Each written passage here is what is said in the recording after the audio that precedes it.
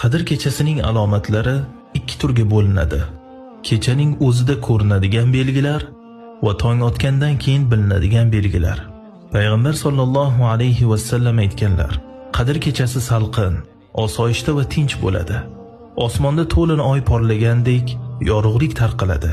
Bu kechada yulduzlar otishmaydi. Osmonda chaqnagan yulduzlar yoki yashinlar ham kuzatilmaydi. Balki u osoyishta, musaffo va sokin kechadir. Bular kechaning o'zida kuzatiladigan belgilar. Tong otgandan keyin esa quyosh nursiz, xira holda ko'tariladi. Uning nurlari tarqalmaydi. Xuddi yassi idish, misol uchun tog'oraga o'xshab turadi. Ba'zi ulamolar bunga quyidagicha izoh berganlar. Bu holat kechasi tushib chiqqan farishtalarning ko'pligi tufaylidir. Ular qadr kechasida ko'p marotaba tushib, yana osmonga ko'tariladi. Shu sababli quyosh nuri odatdagidek tarqalmaydi, balki xuddi tog'oradek nursiz bo'lib chiqadi.